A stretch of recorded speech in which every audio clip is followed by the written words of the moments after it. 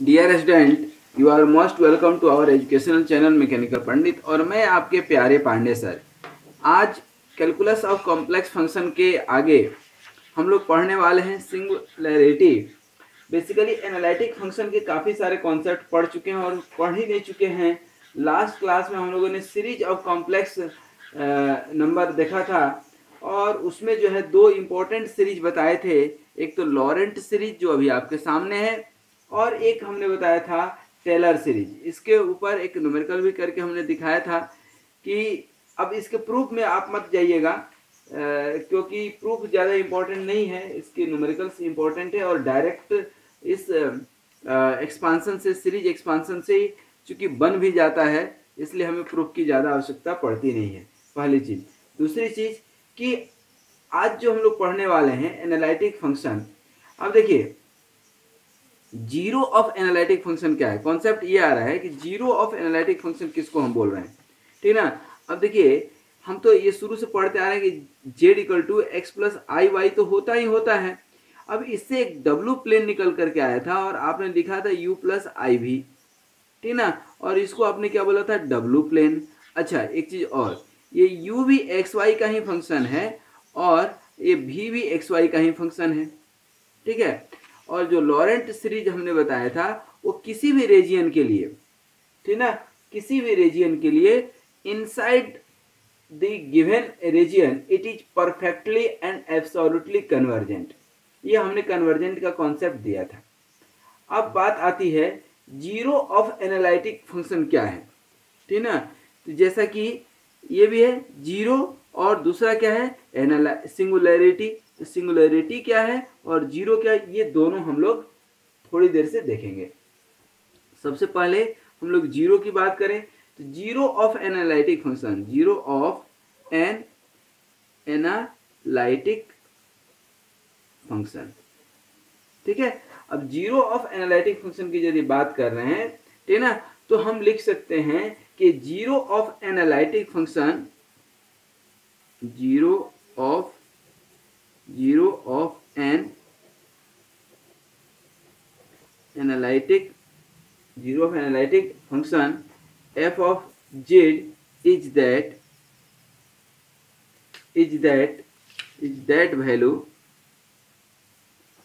value of z for which f of z equal to zero. Main यहाँ पर concept इसी का है कि f of z equal to क्या हो गया, जीरो, ठीक है। अब f of z क्या हो गया आपका, जीरो। अब यहाँ पर ध्यान दीजिए कि if f of z is analytic in the neighborhood of a point and which is z equal to a, कोई एक पॉइंट है और इसके नेबरहुड में f of z जो है एनालिटिक हो, then it can be expand with the help of by कौन सा थ्योरम अभी पढ़ते, टेलर्स थ्योरम, ठीक है ना। with the help of Taylor's theorem, ठीक है ना। टेलर्स थ्योरम से आप क्या लिख सकते हैं, f of z equal to a naught plus, याद कीजिए a1 z माइनस ए प्लस a2 और z माइनस ए का square plus and so on an और z minus a to the power n, where क्या लिखे थे, वेयर an क्या होता है, f of n of a upon factorial n, यही था आपका, ठीक ना। तो ये आपने लिखा था और ये हमने बोला था कि ये बार बार चूंकि काम आएगा।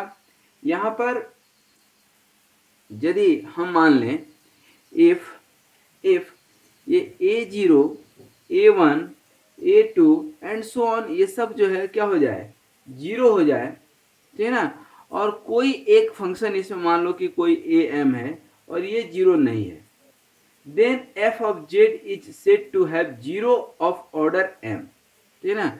then अब क्या समझे कि जितने भी कांस्टेंट्स हैं ये सब जीरो होंगे एक्सेप्ट कोई एक के, then it is said to be, then it is then it is said to be said to be said to be zero of order m at z equal to A, ठीक है ना। अच्छा, जब आपका when m equal to क्या आ जाए 1, then the zero is said to be, then zero is said to be simple, ठीक है, called simple in the neighborhood of 0, that means कि up to z equal to a of order m, what we can write f of z equal to a m और z minus a to the power m, ठीक है ना, plus a m plus 1 और z minus a to the power m plus 1, ठीक है ना, and so on. ये कहाँ तक जाएगा? इन्फिनिटी तक।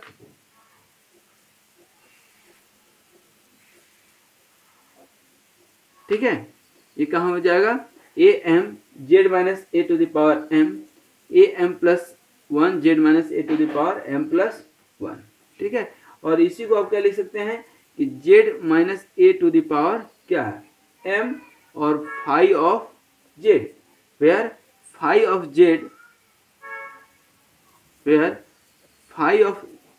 जेड इक्वल टू क्या है? ए एम प्लस 1, ठीक है ना, into z minus a and so on चलते जाएगा, a m plus 2 z minus a to the square, ठीक है ना। तो f of z is analytic and non zero in the neighbourhood of Z equal to ए, ये ध्यान रखिएगा।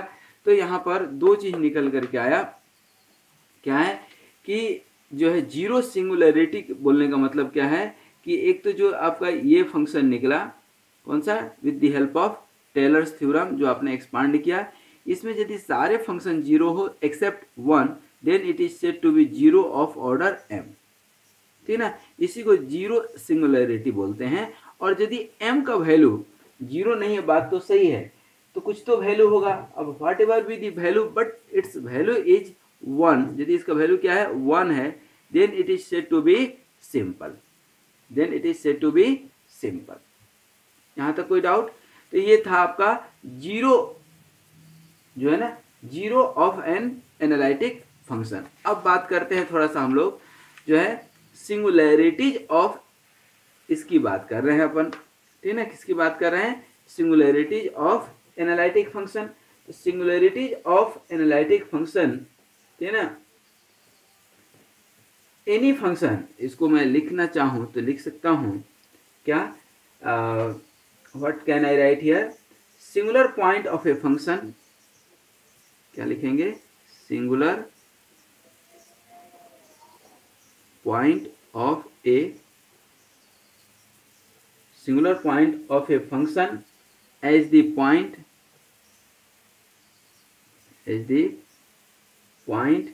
Eight which the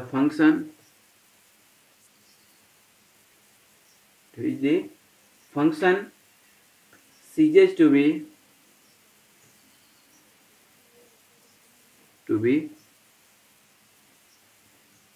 analytic, ठीक है। that means singular point of a function as the point at which the function ceases to be analytic, ठीक है। अब इसमें एक आता है आइसोलेटेड सिंगुलरिटी। 3-4 टाइप के सिंगुलरिटी होते हैं, तो उसको अपन देख लें, फिर एक न्यूमेरिकल करेंगे छोटा सा। क्या है आइसोलेटेड सिंगुलरिटी? अभी आइसोलेटेड सिंगुलरिटी क्या होता है? क्या है कि यदि z इक्वल टू a है and it is a singularity of f of z, then f of z is analytic at each point in its neighborhood and there exists a circle with center, हमने circle बताया था कि centre a है कोई, ठीक है ना, a which has no other singularity, then z equal to a is called an isolated singularity, मतलब जेड का एक सिंगल वैल्यू हो, ठीक है ना, और उसके अंदर और कोई वैल्यू ना हो, और साथ में ही वह क्या हो, एनालिटिक हो each and every point in and about the given point, then it is called isolated singularity, ठीक है ना। In this case we can again expand with the help of Laurent series, जो अभी हमने आपको दिखाया था, और लॉरेंट सीरीज से आप F of Z equal to क्या लिख सकते हैं, a naught plus a one of z minus one plus a two of z minus a का स्क्वायर एंड सो ऑन चलते जाएगा। For example let us take one example, कि यदि आपका एग्जाम्पल के तौर पे हम लेते हैं f of Z equal to क्या ले लें, f of Z equal to cot pi of z लेते हैं, पाई ऑफ जेड, तो it is not analytic where is not analytic, ठीक है ना, वेयर एज 10, यदि हम बात करें इसकी 10 pi by z equal to क्या हो जाएगा 0, and this is analytic, obviously this is analytic, that means कि at the points pi by z, that is pi by z at the point pi by z equal to क्या हो गया 4 pi, और z equal to 1 by n, where n equal to क्या हो जाएगा 1 2 3 जो भी आप रख लें सब 0 हो जाएगा, दैट मीन्स कि z equal to that is z equal to 1 या 1 बाई 2 आप रख रहे हैं, 1 बाई 3 रख रहे हैं, are all isolated सिंगुलैरिटीज,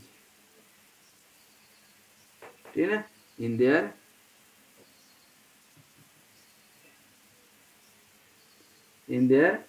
neighborhood,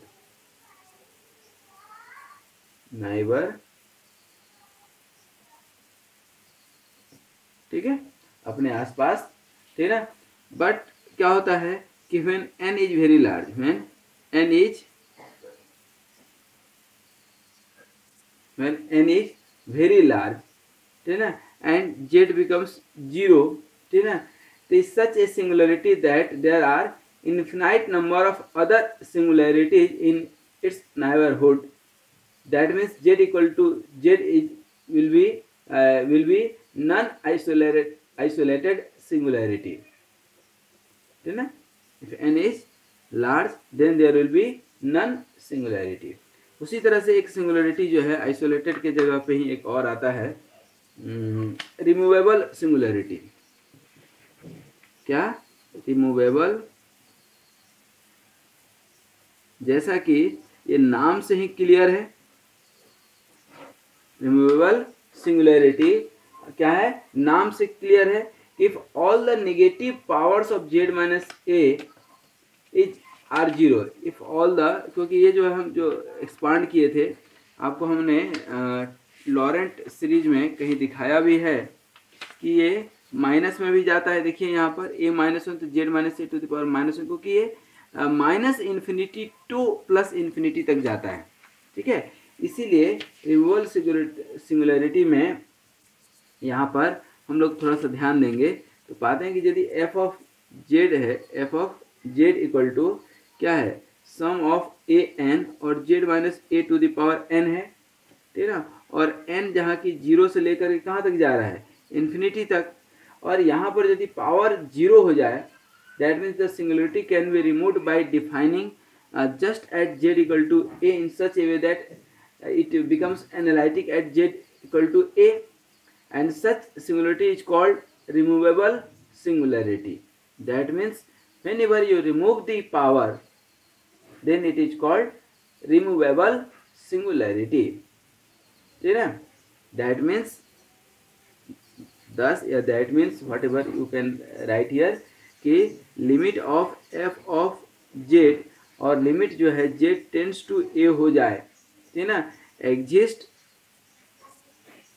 exist finitely then z equal to a is a removable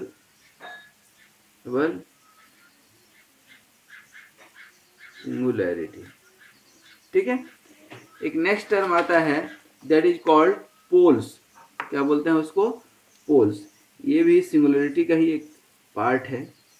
poles, poles में क्या कहता है कि all the negative power of, जो नेगेटिव पावर आपने देखा ना इसमें, अभी इसमें नेगेटिव पावर जो लॉरेंट सीरीज में आ रहा है, तो if all the negative powers, यहाँ मैं लिख भी देता हूँ, if all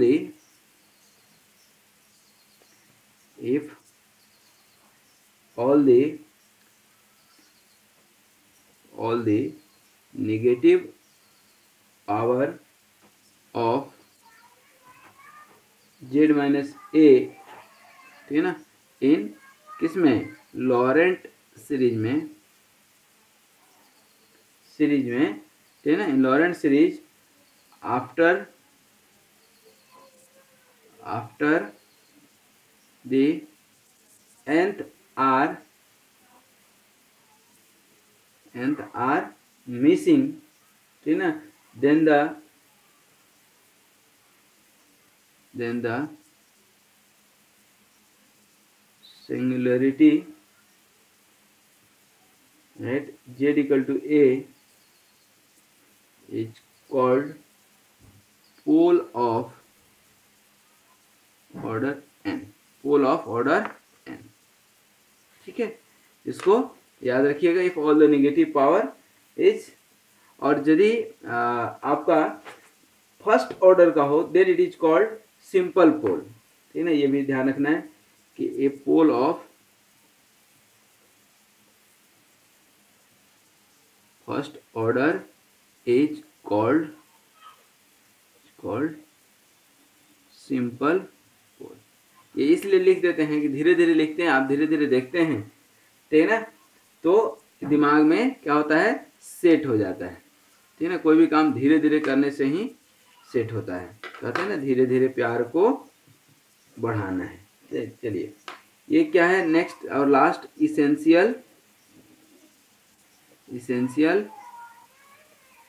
singularity. Essential singularity क्या होता है कि if the number of negative power of z minus a, जो आपने देखा यहाँ पर लिखा negative power of z minus a Laurent series after nth are missing, मतलब उधर nth के बाद कोई टर्म नहीं है, मतलब फिक्स है कि nth टर्म तक है, और यदि 1 तक है तो इसको सिंपल बोलेंगे।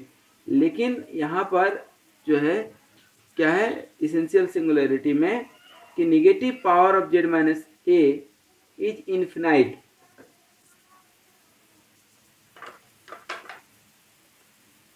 क्या लिख सकते हैं? If the negative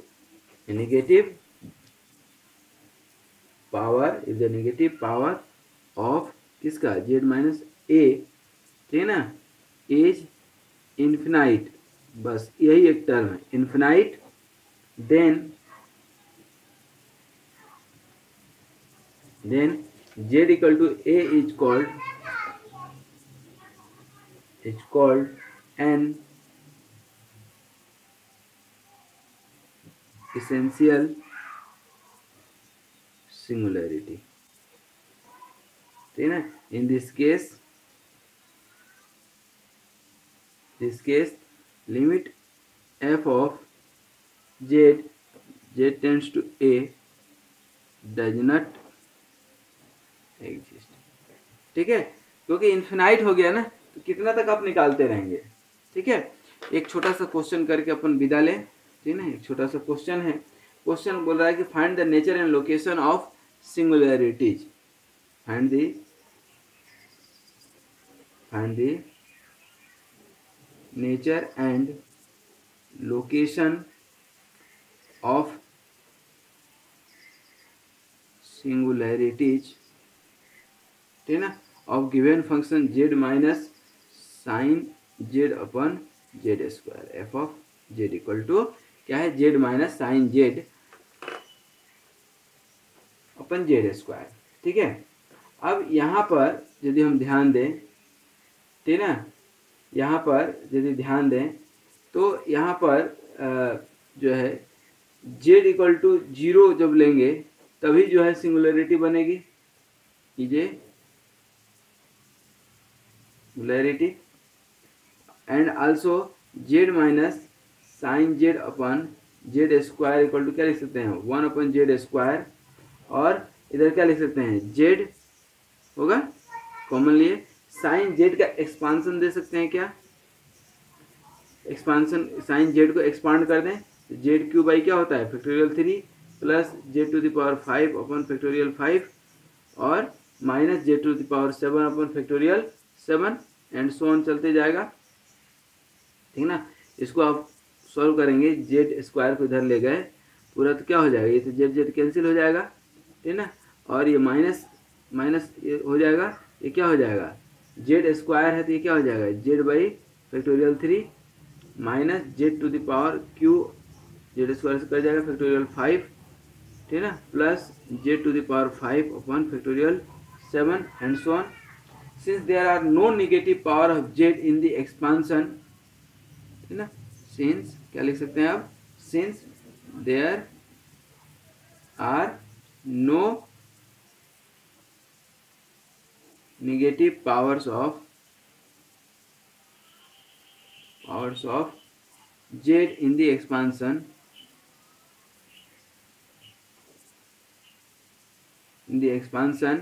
that means z equal to 0 is removable singularity, ठीक ना।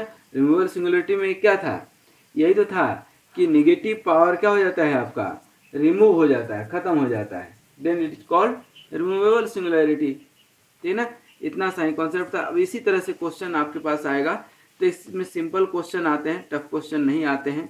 तो आज हम लोगों ने देखा 3-4 चीज़, एक तो zero singularity of analytic function हमने बताया, और इसमें भी हमने आपको एक थ्योरम के थ्रू जो है हमने चीज़ों को बताया है,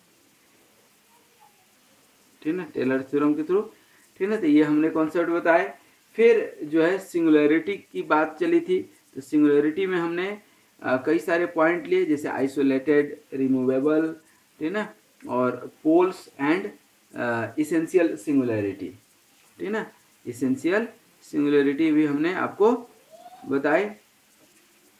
तो ये आइसोलेटेड सिंगुलैरिटी क्या होता है, ठीक ना, ये हमने आपको बताया कि यहाँ भी जो है जेड की कुछ पर्टिकुलर वैल्यू हो, ठीक ना, और एनालिटिक हो, ठीक ना, then it is said to be isolated, माने कि आइसोलेटेड रहेगा, ठीक है। रिमूवल मतलब नेगेटिव पावर रिमूव हो जाता है, ठीक ना, कोई एक पर्टिकुलर जेड का वैल्यू रखें और नेगेटिव पावर रिमूव हो जाए, then it is called removable singularity. इसी के ऊपर ये न्यूमेरिकल भी हमने आपको बताया कि इसमें अब नेगेटिव पावर आएगा नहीं पर्टिकुलरली। पोल्स में if all the negative power of z minus in Laurent series after the nth are missing, मतलब इनफिनाइट सीरीज तक नहीं है बल्कि nth सीरीज तक है, nth के बाद जो है रिमूव हो गया है। और लास्ट था हमारा इसेंशियल सिंगुलैरिटी, मतलब जेड माइनस ए का जो पावर है नेगेटिव वो इनफिनाइट तक जाए, मतलब अप टू इनफिनाइट जाए तो इसेंशियल, अप टू nth जाए तो पोल्स, और बिल्कुल ही नेगेटिव हट जाए तो रिमूवेबल, और बिल्कुल एक पर्टिकुलर वैल्यू पर एक पर्टिकुलर एफ ऑफ जेड का वैल्यू आ जाए तो उसको बोलते हैं आइसोलेटेड सिंगुलैरिटी। आई थिंक आज इतना काफ़ी है।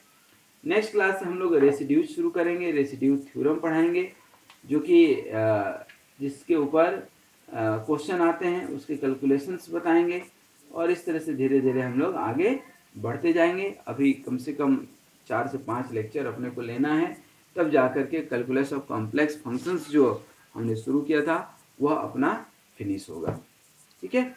उसके बाद फिर वेक्टर कैलकुलस और कुछ इंपॉर्टेंट क्वेश्चन देखेंगे, ठीक है। Once again thank you very much for watching this video, and be happy, be healthy and keep smiling.